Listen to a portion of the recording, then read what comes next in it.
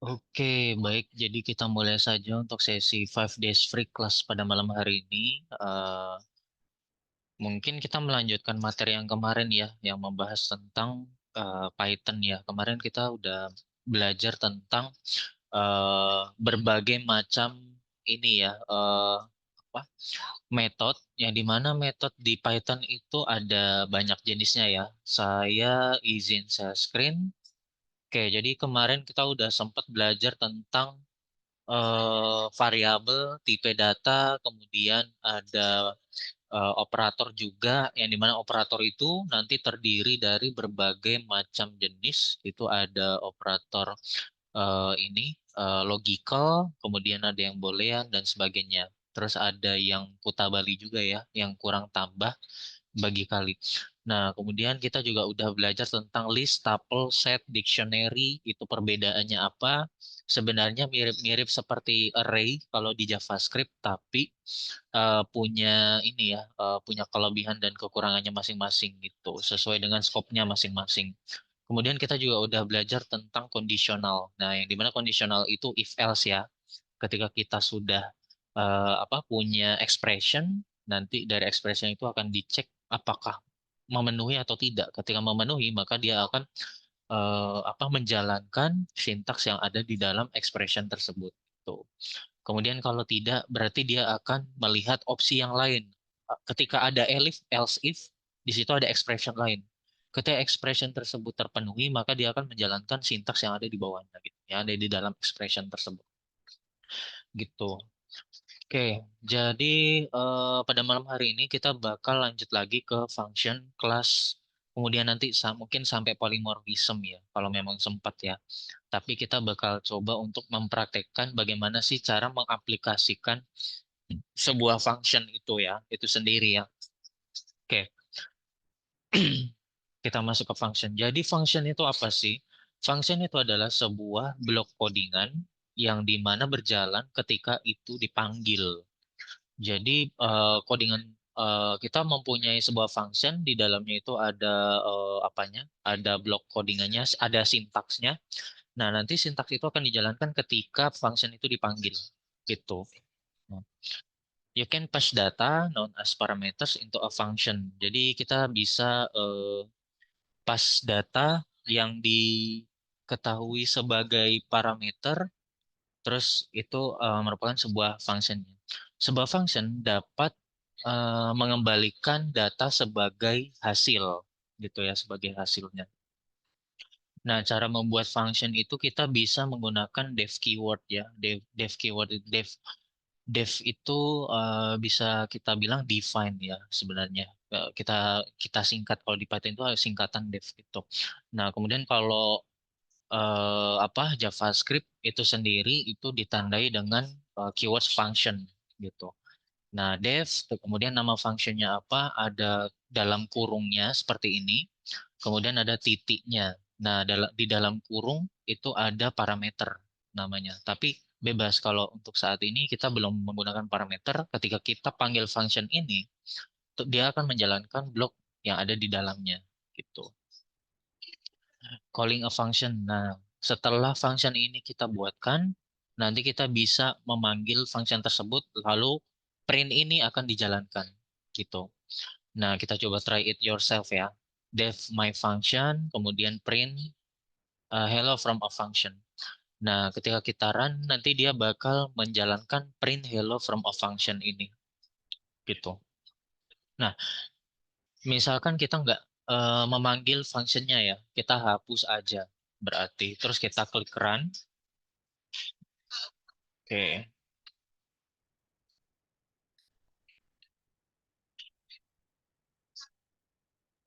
dia tidak akan menampilkan data apapun karena kita tidak memanggil fungsinya seperti itu.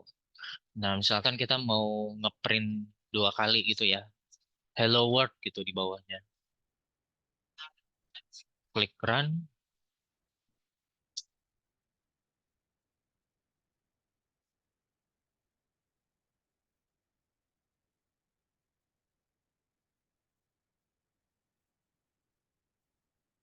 Nah, dia nggak bakal muncul, kita harus panggil functionnya dulu, my function, seperti ini. Nah, bagaimana kalau misalkan kita panggilnya itu seperti ini ya, apakah jalan?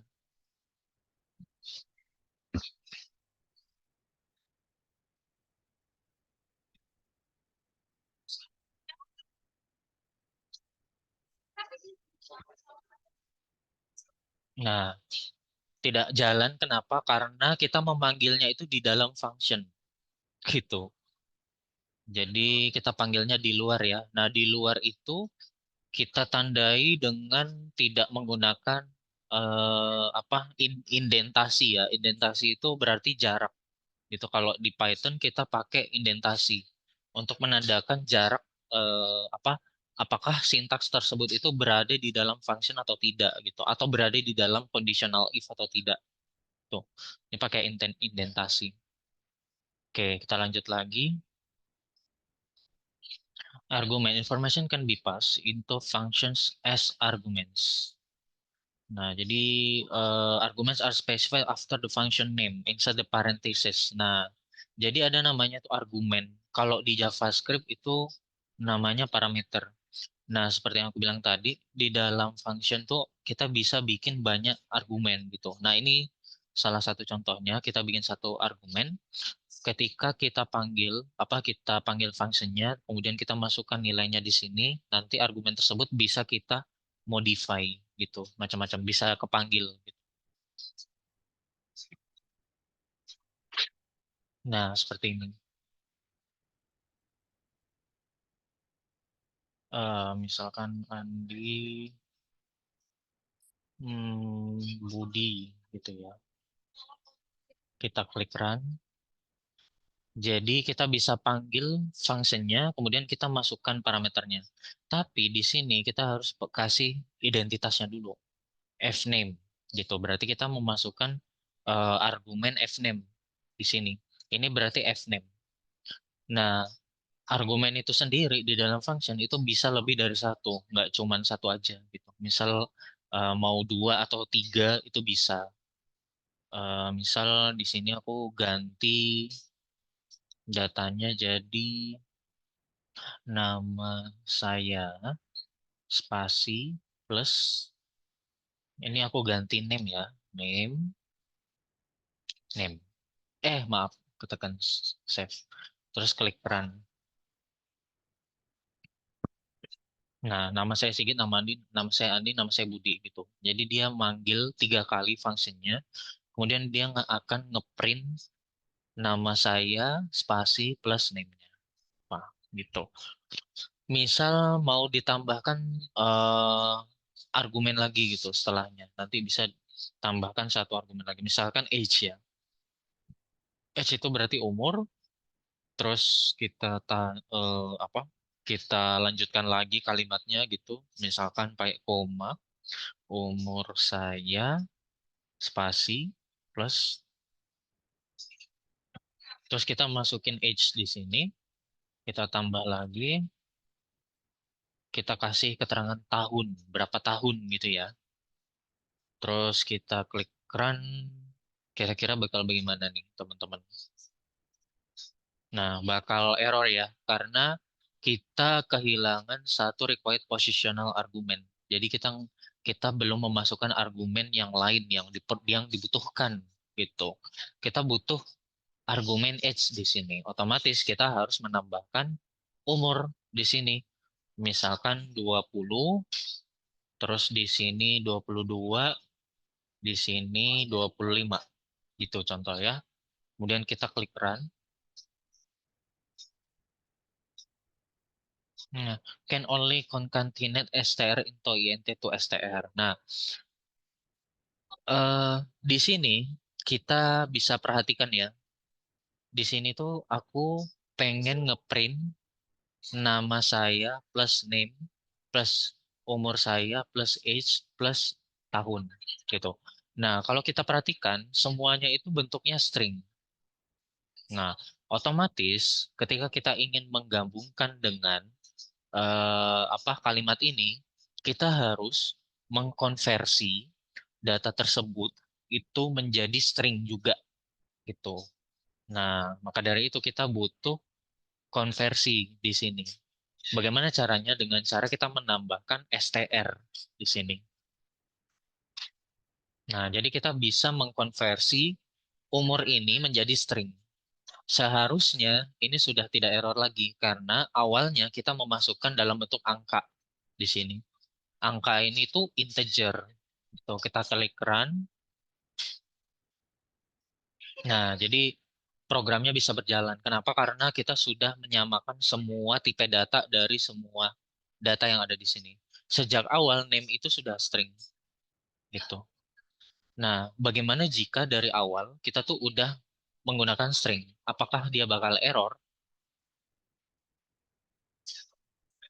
Nah, sejak awal kita itu udah memasukkan string ya di sini. Jadi kita nggak perlu str seharusnya di sini. Nah, dan kita klik run lagi.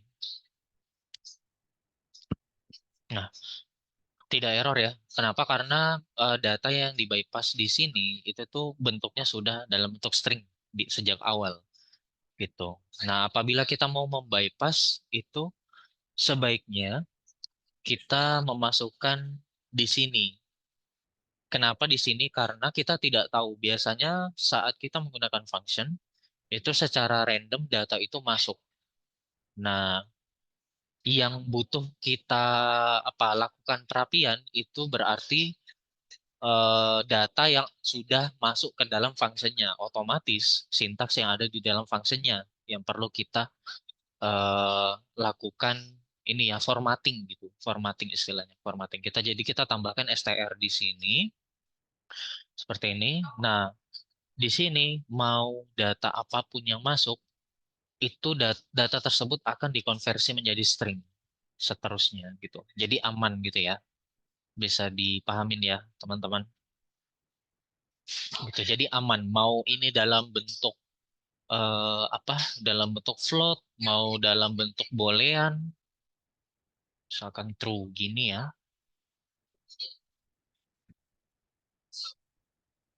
akan dikonversi menjadi string. Jadi aman. Gitu ya, teman-teman. Bisa nambah satu lagi gitu. Jadi tiga. Ini contoh terakhir ya. Jadi tiga tuh misalkan name, age, sama apa lagi ya satu ya. Misalkan kota ya, city. Terus koma, I live in spasi tambah, kemudian kita tambahkan city di sini argumennya. Misal 30, 25. Kita tambahkan di sini misalkan Yogyakarta. Kemudian di sini contohnya Medan atau Makassar, gitu ya. Kemudian di sini Jakarta. Nah, kita jalankan. Nah, jadi bisa sampai sebanyak-banyaknya. Kita juga bisa masukin data berupa list. Nah, list itu berarti data yang dikumpulkan menjadi satu variabel, lalu kemudian kita bisa mengakses isinya itu menggunakan indeks.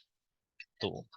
Jadi kita cukup menggunakan satu argumen aja, kemudian dari argumen tersebut kita isi data list. Nah, nanti di dalam functionnya itu kita tinggal mengakses menggunakan indeks. Gitu ya, teman-teman. Oke, kita lanjut lagi. Can be used for the same thing information. Jadi parameter atau argumen. Then are passed into a function. From a function perspective, parameter is the variable list inside the parenthesis in function definition. Argument is the value that is sent to the function when it is called. Tuh. Jadi ada ini ya, dari perspektif function, parameter sama argumen itu berbeda gitu ya. Nanti bisa dibaca di sini ya.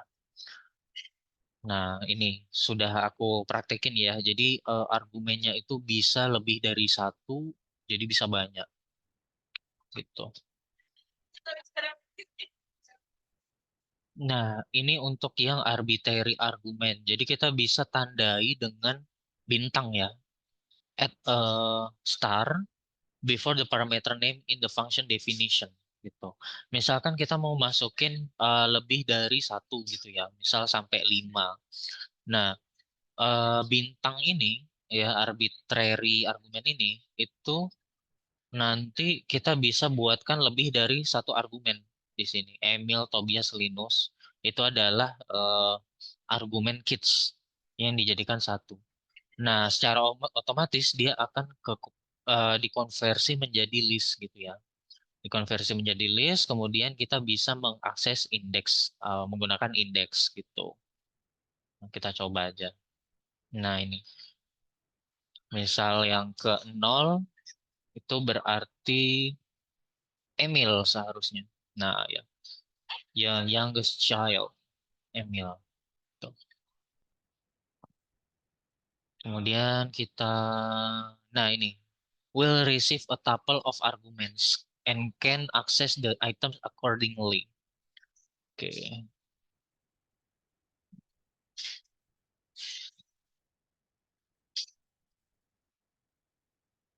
Oke, nah kalau misalkan mau pakai keyword itu juga bisa.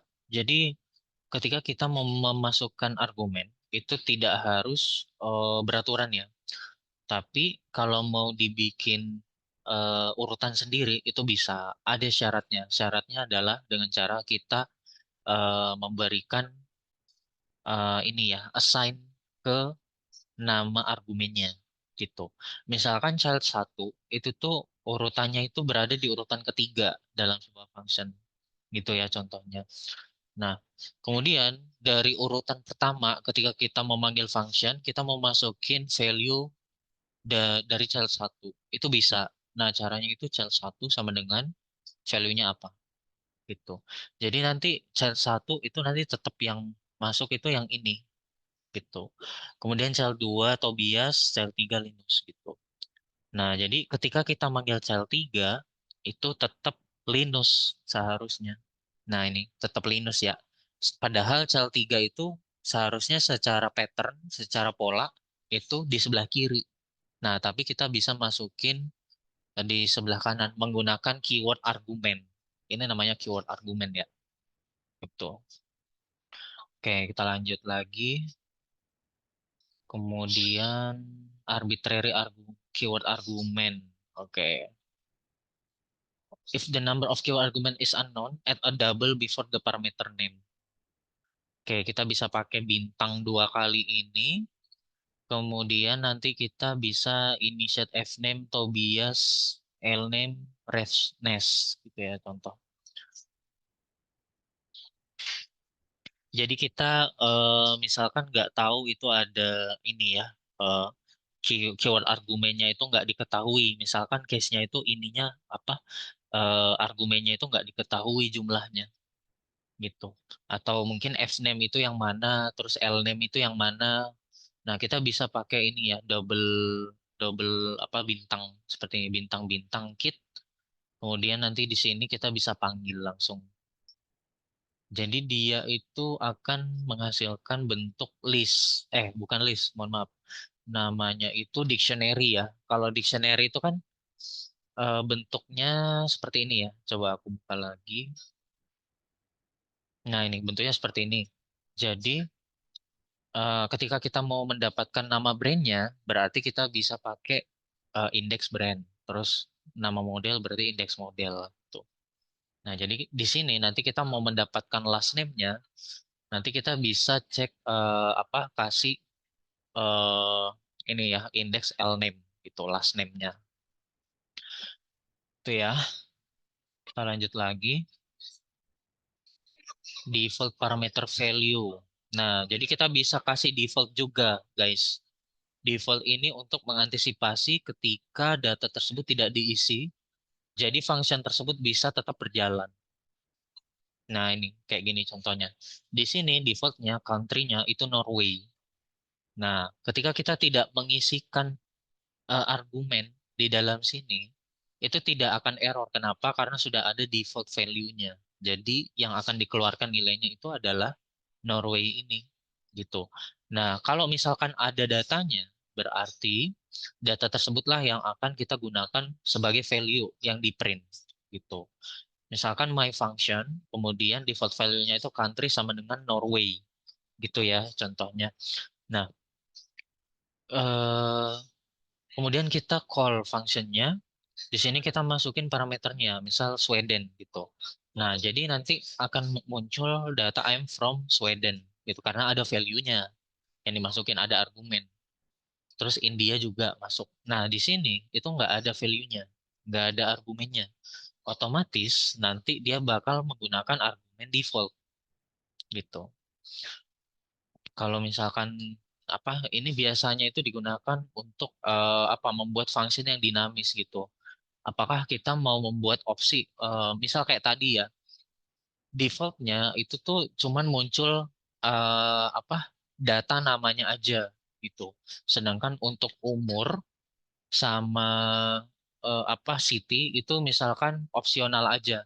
Nah, jadi ketika kita memasukkan data itu yang mandatory, yang wajib diisi itu adalah data nama.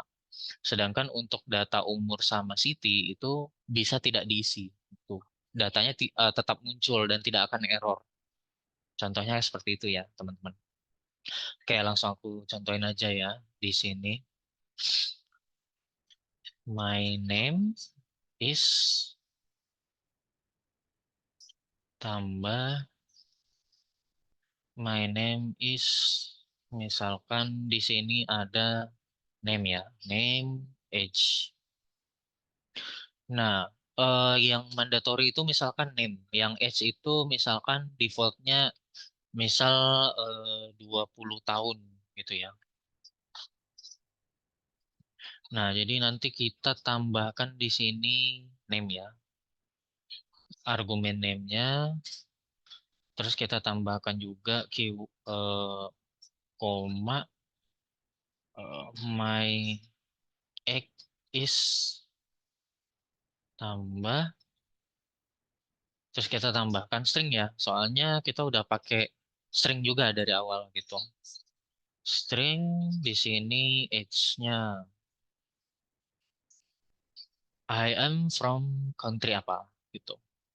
Kita isi. My name is Andi. Terus kemudian Budi, Chandra, Dedi. Aku klik run.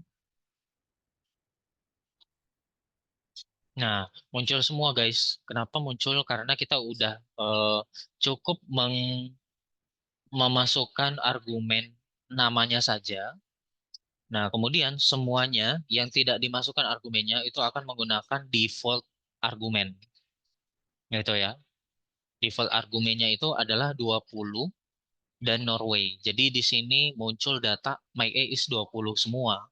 Gitu. Kemudian untuk country-nya itu dari Norway. Gitu. Nah, misalkan Budi gitu ternyata punya data umur gitu, misalkan 30 tahun. Nah, berarti kita bisa masukin di situ di bagian fungsinya Budi. Kemudian nanti kita cek di sini, dia akan menggunakan value yang sudah kita setup dari argumennya gitu. Misalkan Andi itu aku masukin country-nya sama dengan Yogyakarta. Seperti ini kita klik run. Nah, jadi kita bisa pakai keyword argumen juga ya.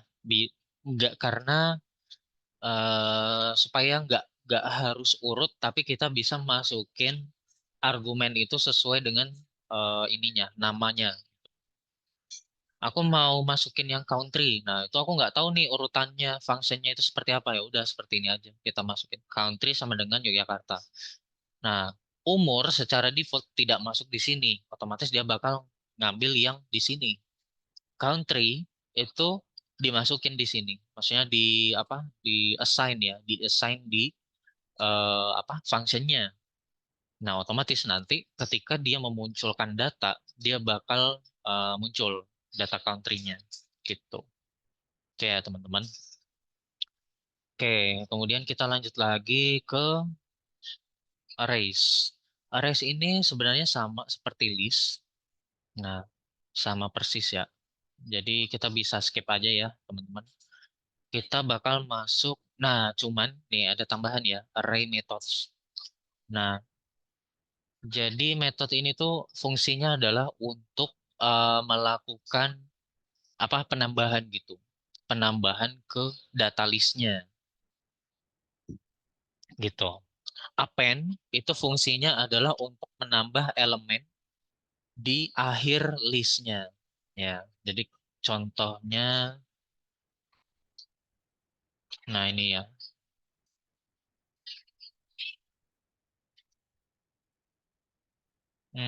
Oke, ini aku try it yourself aja. Terus aku sambil baca di sini ya, teman-teman. Append itu untuk menambahkan. Nah, misalkan cars ini aku punya data ya, Ford, Volvo, BMW. Nah, kemudian nanti di sini muncul ya print, hasil printnya. Nah, misal sebelum aku print, itu aku mau menambahkan data di sini. Misal data mobil apa ya? Mobil Mitsubishi gitu ya. Contoh aja. Aku klik run. Nah, dia bakal nambah Mitsubishi di akhir listnya. Terus kita mau tambahkan lagi. Contoh secara bersamaan apa ya? Lamborghini gitu. Gini. Bisa lebih dari satu juga, guys.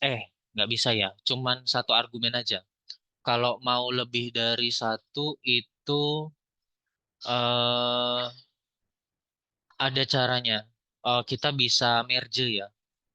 Tapi nanti kita bakal pelajarin lebih lanjut lagi. Untuk sekarang kita bakal coba untuk mengappend satu-satu dulu. Ya. Nah, kemudian clear. Clear ini untuk menghapus semua elemen dari list gitu. Jadi dia kayak ibaratnya itu kayak nge-reset gitu ya. Misal aku tambahin cars.clear seperti ini. Kita klik run, arraynya kosong karena kehapus semuanya. Misalkan clear-nya ini aku taruh di sini. Nah, kira-kira apa yang keluar? Hanya Mitsubishi. Kenapa? Secara alur, listnya itu ada value Ford, Volvo, BMW. Kemudian value-nya semuanya itu dihapus. Kemudian kita masukin lagi Mitsubishi. Jadi hasil yang keluar itu hanya Mitsubishi aja gitu.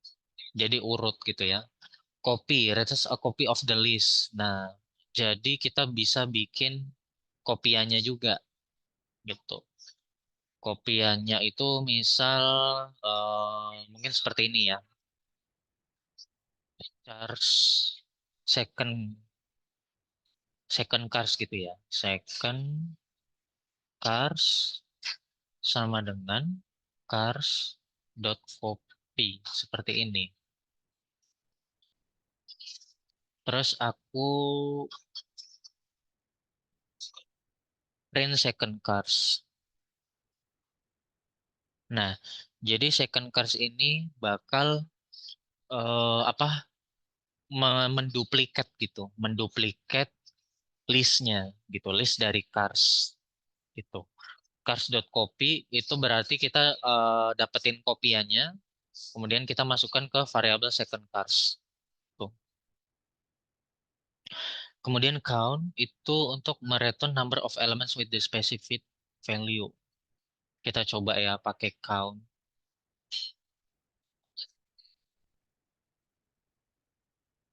Second cars dot hmm, apa tadi? Count ya. Count.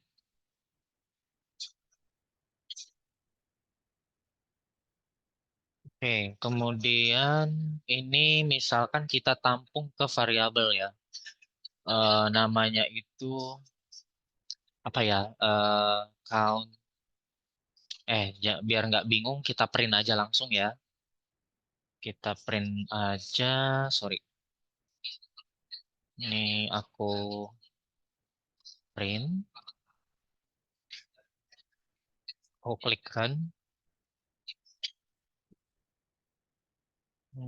Saya asal one argumen. Oh, mohon maaf.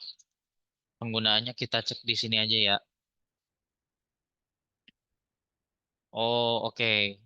Kita mau mengcount. Oh, kalau yang tadi itu lens ya, harusnya ya, pakai lens. Jadi kita bisa menghitung banyaknya panjang data yang ada di dalam list. Nah, tapi kalau count itu menghitung datanya itu ada berapa banyak sesuai dengan data yang kita masukkan ke dalam method count. Itu ya contohnya. Mohon maaf, aku sambil ngecas dulu. Wait ya.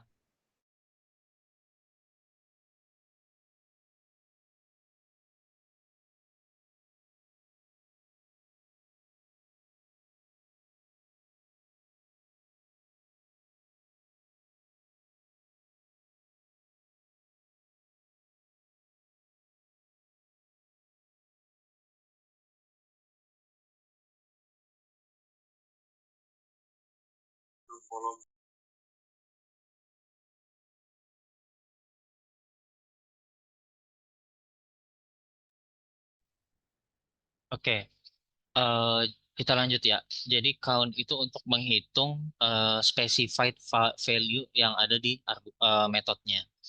Misal di sini kita pengen nge-counting jumlah data Mitsubishi gitu ya. Berarti kita masukin Mitsubishi di sini.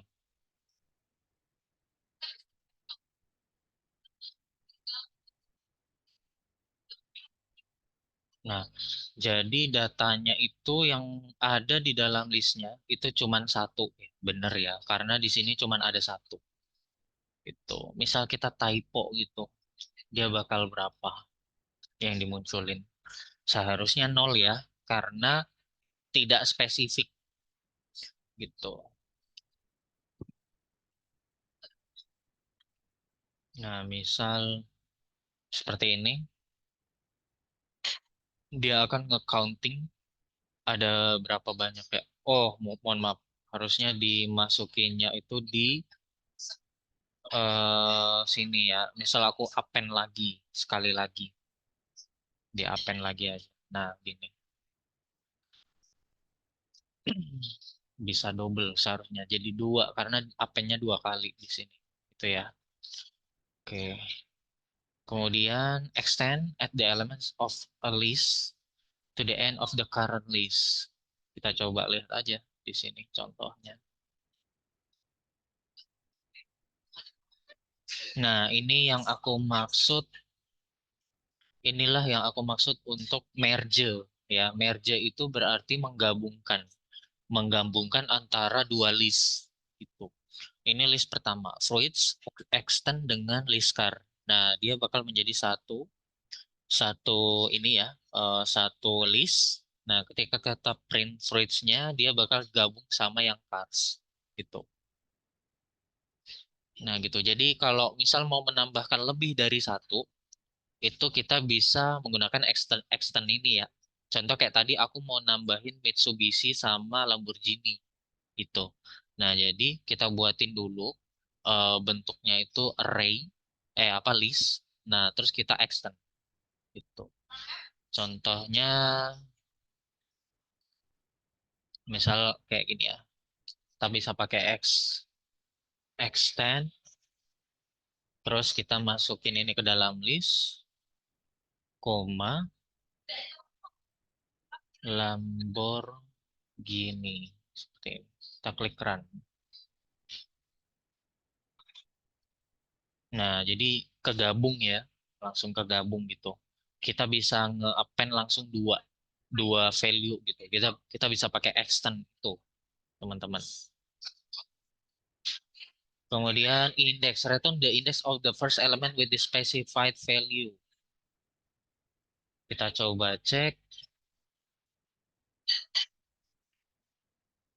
Nah, kita mau mengetahui indeks dari sebuah data, data yang ada di dalam list. Nah, caranya nanti kita bisa langsung masukin value-nya aja gitu. Kita mau tahu indeks dari cherry. Nah, berarti nanti hasilnya apa?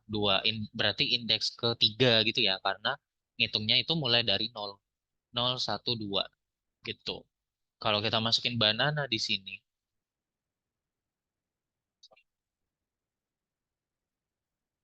nah yang keluar adalah satu, karena indeks kedua itu ya, teman-teman. Oke, mohon ditunggu sebentar.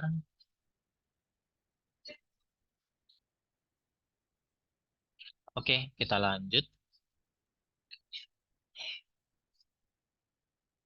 Extend. Insert adds an element at the specified position. Kita bisa nambahin itu bukan di end of the list, tapi kita bisa atur posisinya. Nah, contoh kita tuh punya list itu seperti ini, ada apple, banana, cherry. Nah, kemudian kita mau menyelipkan value itu di antara apple sama banana gitu. Contoh ya. Nah, bagaimana caranya? Kita bisa pakai insert. Nah, kita masukin ini mau di indeks ke berapa, lalu kemudian koma value-nya itu apa gitu. Kalau misal kita mau masukin di antara banana sama cherry, berarti dia seharusnya berada di urutan ketiga gitu. Makanya kita masukin dua di sini. Tuh, coba ya, kita coba. Nanti dia bakal masuk di antara banana sama cherry. Karena kita mau menempatkan orange ini itu tuh berada di indeks ketiga gitu. 0, 1, 2. Itu makanya di sini 2 ya. Gitu teman-teman. Jadi kalau misal datanya itu ada banyak, kalau kita mau masukin di spesifik lokasi ya, lokasi yang spesifik itu nanti kita bisa pakai insert ini. Tuh ya. Kita lanjut lagi. Kemudian ada pop, removes the element at the specified position. Jadi kalau insert itu menambahkan, kalau pop itu berarti eh, menghapus ya, karena remove ya, menghapus datanya. Kita punya data apple, banana, cherry. Pop indeks pertama. Indeks pertama itu adalah banana. Otomatis banana ini akan terhapus. Berarti sisa apple sama cherry. Nah, ketika kita mau mengakses apple sama cherry, itu berarti indeksnya itu cuman ada indeks 0 sama 1. Cherry-nya jadi 1 karena value banananya udah kehapus sebelumnya gitu. Awalnya indeksnya itu ada 3, 0, 1, 2. Yang banananya dihapus, yang cherry-nya yang tadinya indeks kedua, ya apa indeks ketiga ya, tapi value-nya 2, itu geser ke value-nya 1 gitu, teman-teman. Kemudian remove ya. Kalau remove itu berarti remove banana element of the fruit list. Jadi kalau pop itu kan berdasarkan indeks ya. Kalau remove itu berarti berdasarkan value-nya. Ketika ada value banana, berarti banana dari manapun itu akan kehapus. Gitu. Dari mau di indeks pertama, kedua, ketiga itu akan kehapus. Jadi melihatnya dari banananya, gitu dari value-nya, bukan dari indeksnya. Jadi yang kita masukin ke sini itu bukan angka indeksnya, tapi value-nya langsung. Coba kalau misalkan value-nya itu nggak ada gitu. Misal banana tapi A-nya double gitu yang terakhir. Dia bakal error dan memberitahukan bahwa X itu tidak berada di dalam list. Berarti ini, banana ini itu tuh tidak berada di dalam list. Gitu ya, teman-teman. Oke, kita lanjut lagi. Reverse. Reverse itu untuk order ya. Nah, apple, banana, cherry. Itu urutannya ya. Ketika kita reverse berarti dia bakal mengulang atau bukan mengulang ya, sorry, akan memutarkan datanya gitu. Jadi mulainya itu dari kanan, cherry, banana, apple jadinya. Nah, di sini urutannya jadi berubah di reverse gitu. Cherry-nya yang tadinya paling akhir jadi paling awal gitu. Reverse itu fungsinya buat itu, me- memutar ini ya, nilai datanya gitu ya. Kemudian short itu untuk sortir. Nah, kalau teman-teman tahu tentang sortir, sortir itu berarti kita mau mengurutkan berdasarkan dari nilai yang awal. Contoh kayak misalkan di sini kita punya mobil ya, mobil Ford, BMW, Volvo. Kalau secara alfabet itu kan mulainya dari huruf B dulu ya. Nah, berarti harusnya BMW itu duluan, kemudian Ford yang kedua, kemudian yang ketiga itu Volvo.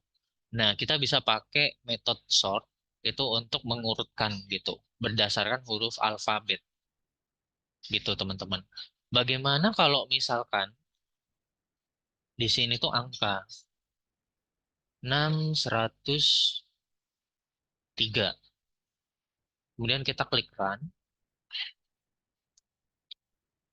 dia bakal ngesortir dari angka terkecil ya, hingga terbesar 3, 6, 100 gitu. Jadi konsepnya itu dia bakal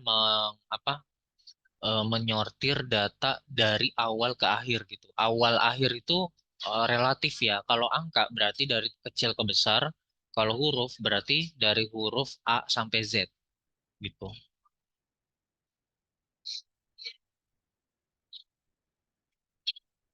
Oke, kita lanjut lagi. Kita masuk ke kelas dan objek ya. Mungkin ini terakhir ya. Habis itu kita masuk Q&A. Jadi kelas itu adalah pondasi untuk kita untuk kita belajar Object Oriented Programming ya, OOP. OOP itu apa sih sebenarnya? Nah, jadi OOP itu adalah sebuah konsep yang dimana tuh eh, kita membungkus atau apa ya, membuat sebuah blok sintaks codingan itu tuh lebih terstruktur. Jadi bisa kita bungkus menggunakan objek gitu atau terstruktur gitu. Bisa pakai function juga macam-macam. Nah, biasanya kita tuh menggunakan kelas sebenarnya untuk bikin konsep ini itu. Nah, di dalam kelas itu tuh nanti eh, bisa kita lakukan grouping. Ini sebenarnya kelas buat apa gitu. Misal kita tuh punya studi kasus untuk menganalisis sebuah data customer gitu, contoh dalam sebuah perusahaan. Nah, ketika di breakdown itu tuh ada banyak banget ininya case-nya dari customer itu. Misal ketika di breakdown itu ada produk. Nah, produk itu ada hasil olahannya sendiri gitu ya, contoh. Kemudian selain produk itu ada review gitu, review produk gitu. Biasanya kalau transaksi di online itu kan ada review ya. Nah, itu ada olahannya sendiri juga gitu. Kemudian ada transaksi gitu. Transaksi itu ada olahannya sendiri juga gitu. Maksudnya olahannya sendiri itu adalah itu ada konsepnya sendiri, ada sistemnya sendiri, ada perhitungannya sendiri gitu. Nah, agar lebih rapi dan terstruktur, kita bisa mengelompokkan itu dengan memanfaatkan Object Oriented Programming atau OOP. Kita bisa membuat kelas seperti ini gitu. Nah, ini untuk cara pembuatan kelasnya ya. Nah, kemudian nanti kita tuh bisa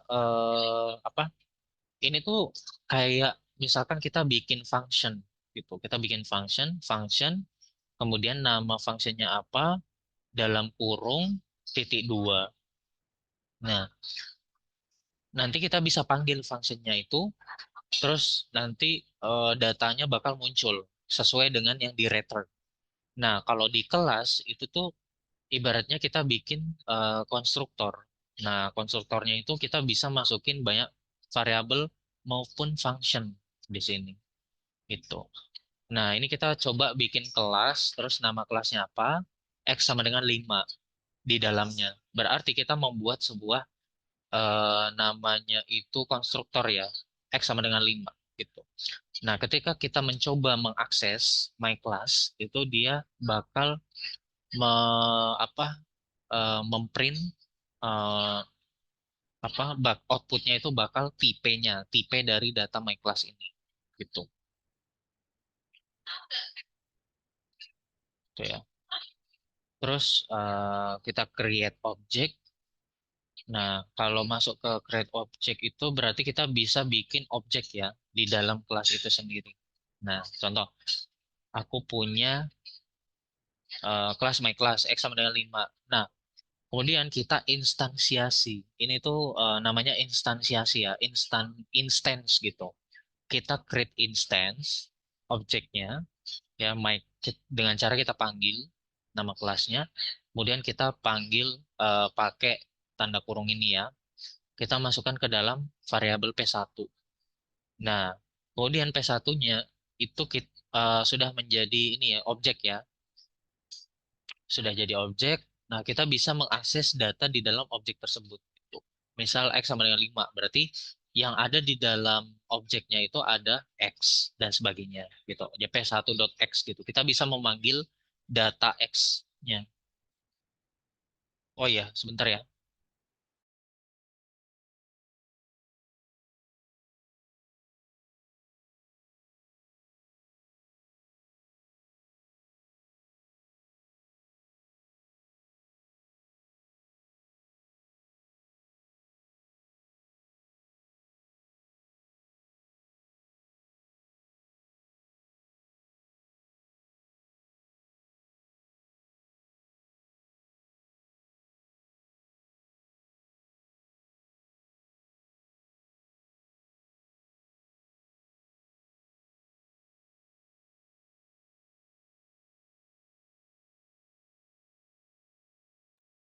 Oke, kita lanjut. Nah, seperti itu ya teman-teman. Jadi kita instansiasi, kemudian kita bisa mengakses apa ya data-data yang ada di dalam My Class. Tuh. Oke, kita lanjut lagi. Init function. Nah, di sini kita bisa pakai init function. The extensor abort our class and object in their simplest form. Not really useful in real life application. To understand the meaning of class, we have to understand in built-in function ya. Jadi init itu built-in function. Our class have function called init, which is always execute when the class is being initiate. Selalu dieksekusi ketika kelas itu di initiate. Berarti di ini ya, di apa diketikkan gitu di codingannya gitu. Use init function to assign value to object property or other operation that are necessary to do when the object is being created. Tuh. Kita punya kelas nama kelasnya itu person. Nah, di dalamnya itu kita buat function init. Kita pakai underscore 2 kali. Kemudian function to assign values for name and age. Gitu. Kita punya kelas person. Di dalamnya itu ada function init ya. Nah, dalam function init itu kita buat self. Self ini tuh ibaratnya kayak konstruktornya. Konstruktor dari person ini gitu. Nah, kemudian kita masukkan argumen juga. Di sini ada 2 argumen gitu. Nah, kemudian nanti konstruktornya itu adalah apa kita bisa pakai pattern seperti ini self.name sama dengan name. Artinya name yang dimasukkan ke dalam function ini itu sudah ke binding ke dalam objek person ini gitu. Udah menjadi bagian dari objek person ini. Kemudian age juga menjadi bagian dari person ini. Ibaratnya tuh kayak ini kepemilikannya person gitu. Nama dan umurnya ini kepemilikan dari kelas person, dari objek person ini gitu. Nah, kemudian kita coba instansiasi seperti yang aku jelasin tadi. Kemudian kita masukkan argumen-argumennya di sini. Ada John, kemudian koma umurnya berapa. Itu nanti secara otomatis dia bakal membaca ini ya, name age. Tuh. Print. p1.name. Nah, berarti nanti kita bisa melihat nama dari person satu, kemudian umur dari person satu juga, gitu.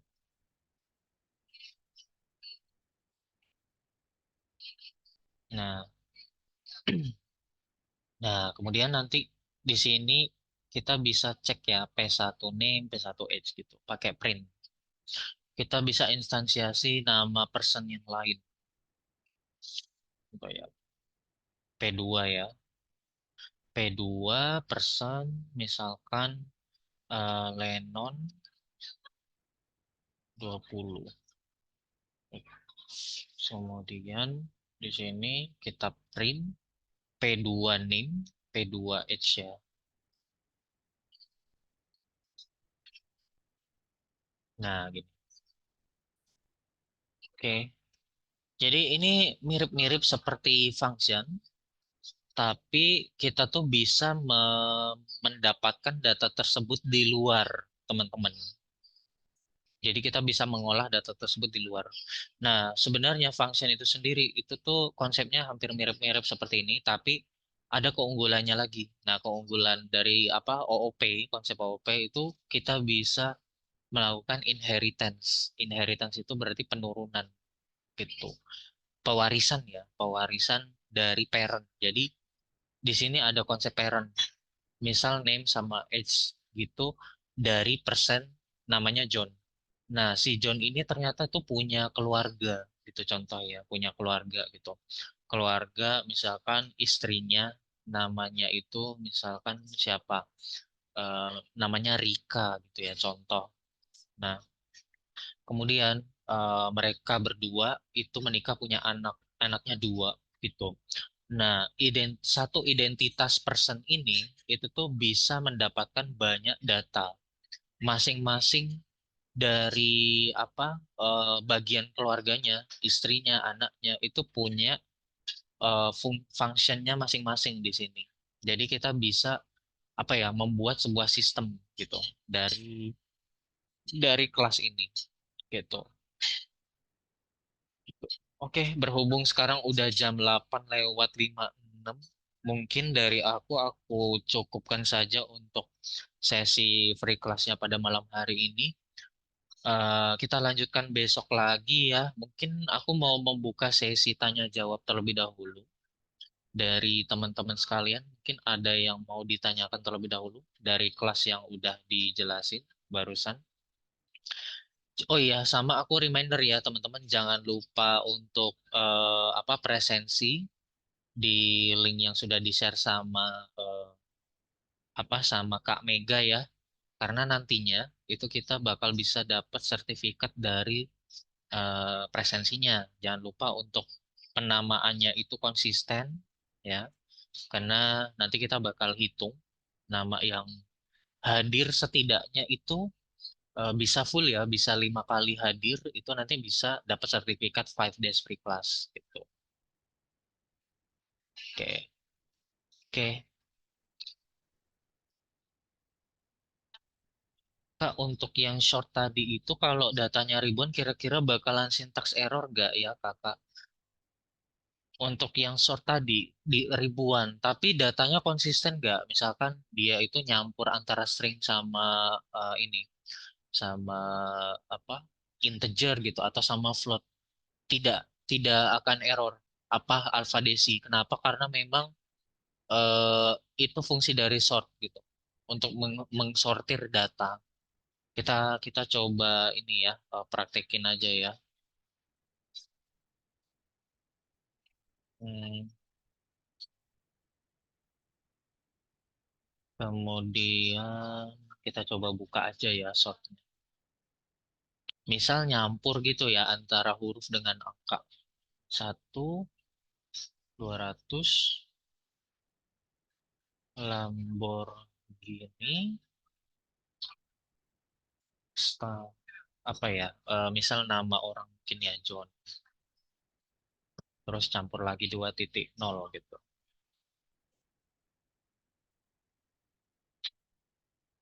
Nah, not support between instance of integer and string. Nah, seperti yang aku jelasin tadi ya, Alfa Desi, eh, jadi sort itu punya ini apa konsistensi juga. Konsistensi yang dimaksud adalah kalau memang mau sortir, pastikan isi dari listnya itu semua tipe datanya sama.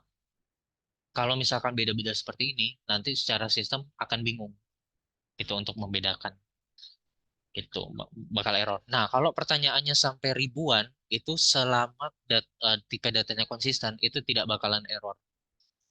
Mungkin dia akan ini memproses selama memproses itu dia akan apa ya memakan memori sedikit gitu ya akan memproses sedikit lebih lama dibandingkan data yang jumlahnya lebih sedikit. Kenapa? Karena dia harus mengecek satu-satu secara keseluruhan gitu. Jadi prosesnya mungkin akan sedikit lebih lama dibandingkan yang datanya sedikit. Tapi dia tidak error selama kita konsisten gitu tipe datanya gitu.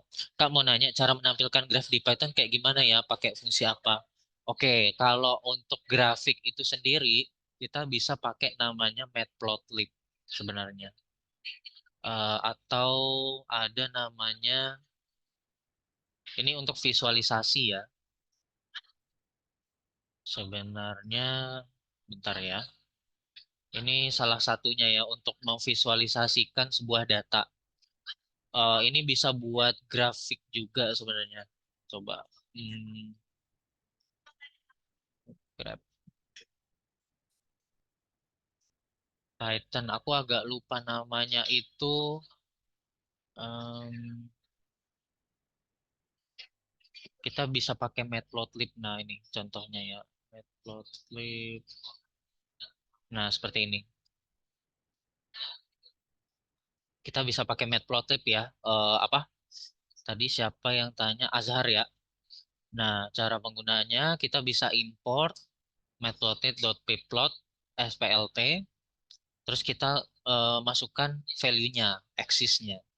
X itu berarti yang apa? Yang horizontal atau vertikal? Yang horizontal ya. Kemudian Y itu yang vertikal.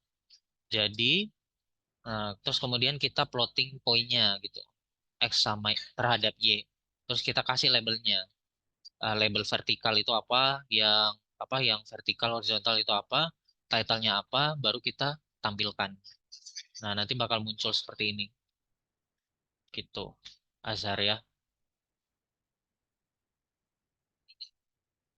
Apakah SQL juga bisa digunakan untuk data analis? Tentunya iya, banget bisa digunakan. Kenapa? Di Witrispool ini ada loh pelajaran tentang machine learning, kemudian ada MySQL juga. Tentunya iya, siapa? Nila. Jadi SQL itu penting juga. Kenapa? Karena kita berhubungan sama database. Tentunya ketika kita ingin menganalisis data, data tersebut kan ditampung ke dalam database ya.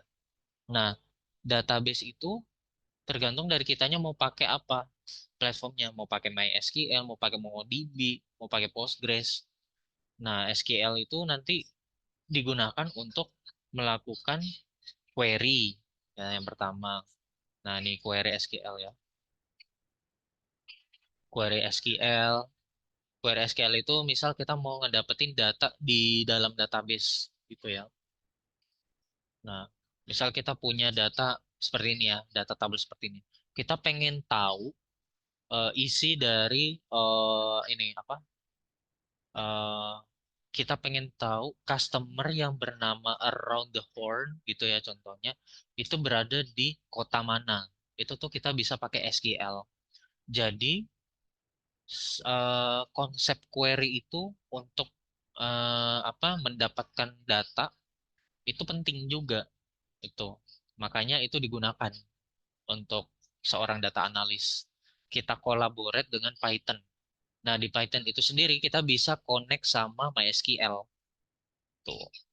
Nah, di sini kita bisa pakai syntax where juga. Nah, ini di Python.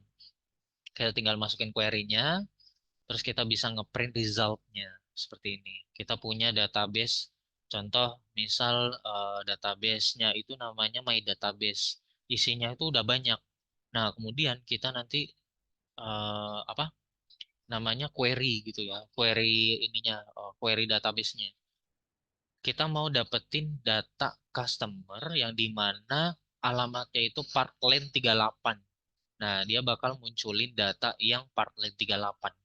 Ternyata nama customernya itu Ben gitu. Itu penting ya, apa Nila. Oke, ada lagi teman-teman yang mau ditanyakan? Jangan lupa presensi ya, teman-teman, sekali lagi. Oke, menurut kakak sebagai seorang data analis lebih gampang menggunakan SQL atau Python? Gampang itu relatif, Nila. Sebenarnya kalau gampang, eh, skopnya dua-duanya itu berbeda ininya apa secara functionality-nya itu beda. Kalau Python itu kan buat ininya ya, source code-nya gitu, buat bikin script-nya, ibaratnya itu kayak pondasinya gitu, bahasa pemrograman. Ketika kita mau bikin REST API, bikin API, bikin apa, bahkan sekarang itu bisa bikin website ya, website di front end gitu. Kita bisa pakai apa Python juga gitu.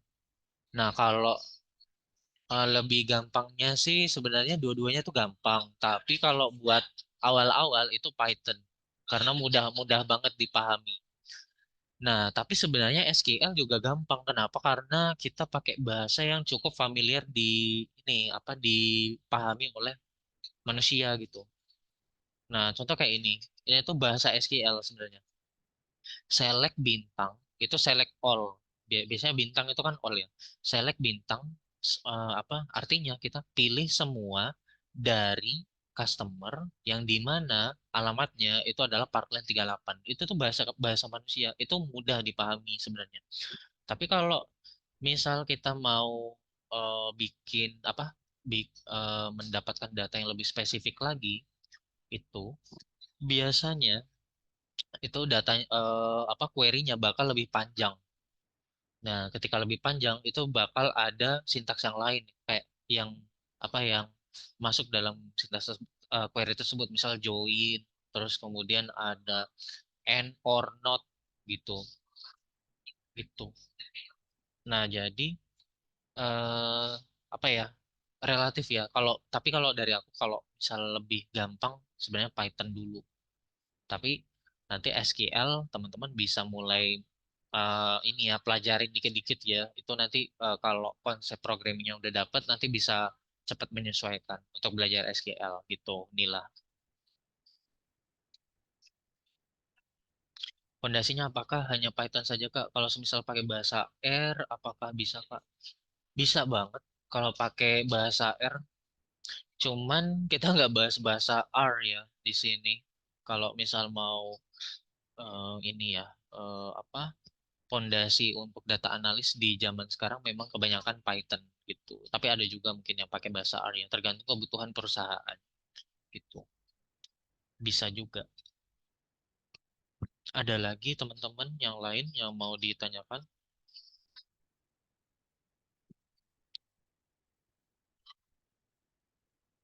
Oke, aku hitung ya. Dari 5 sampai 0, kalau nggak ada yang bertanya lagi, aku tutup. Oke, 5, 4, 3, 2. Oke, ada lagi. Kak mau tanya untuk aplikasi codingnya itu ada rekomendasi nggak pakai apa? PyCharm, VS Code atau apa? Lalu perbedaan tiap aplikasi itu apa? Kalau rekomendasi sih sebenarnya VS Code ya. VS Code itu sudah cukup powerful. Di sini udah ada interpreter juga, bisa kita atur. Terus user friendly juga dan juga tergolong ringan gitu. Ka- Kalau mau yang lebih ringan lagi, Sublime ada namanya Sublime atau lebih ringan lagi namanya Notepad++. Tapi kalau mau yang powerful sebenarnya VS Code karena di sini udah bisa terintegrasi sama macam-macam ekstensi gitu yang memudahkan kita untuk ngoding. Kalau misal kita mau bikin apa PHP, mau bikin server terus misal kita mau langsung ini ya apa langsung bisa live gitu, live server itu udah ada ekstensinya di sini. Nah, kalau PyCharm itu sebenarnya masing-masing text editor itu bisa digunakan untuk semua ini ya, semua bahasa juga. Misal PyCharm ini buat bahasa yang lain itu juga bisa sebenarnya. Nah, tapi biasanya itu tuh secara integrasinya itu tuh udah lebih familiar gitu. Kalau PyCharm kan memang di konsep untuk Python ya. Nah, berarti di sini secara keseluruhan fiturnya itu udah support untuk Python gitu. Nah, udah ada Python console, Python package dan sebagainya gitu. Gitu. Nah, ini udah sangat familiar buat Python. Terus ada namanya PHP Storm, terus ada namanya WebStorm itu buat JavaScript. Kalau PHP Storm itu buat PHP. Tapi sebenarnya ketiga-tiganya itu support untuk semua bahasa pemrograman gitu di ranahnya masing-masing gitu. Nah, kalau perbedaannya masing-masing udah punya ininya interpreternya sendiri gitu sama extensionnya sendiri gitu. Untuk rekordan materinya apa akan di-share? Iya, nanti akan di-share ya Rahmi, ditunggu saja. Oke, karena udah jam 9:10, jadinya aku akhiri saja ya untuk sesinya ya. Oke, jadi aku ucapin terima kasih banyak buat Alfa Desi ya yang setia untuk masuk di kelasku. Alfadin, Angga Pramajaya, Azhar juga ini termasuk yang setia juga ya masuk ke data analis. Elni, Nila, Nila juga ya, Nuril, Rahmi, Rizky, Samsudin, Tashifa, sama teman-teman yang lain ya. Terima kasih banyak karena sudah apa sama Tri ya. Terima kasih banyak karena sudah join dalam sesi Five Days Free Class pada malam hari ini. Semoga ilmunya bermanfaat. Jadi di hari keempat nanti kita akan coba untuk membahas lebih mendalam lagi ya terkait Python. Jadi aku cukupkan aja untuk sesi Five Days Free Class pada malam hari ini. Kurang lebihnya mohon dimaafkan apabila ada salah kata. Selamat malam, selamat istirahat teman-teman. Thank you. Sama-sama Rahmi. Sama-sama Rizky.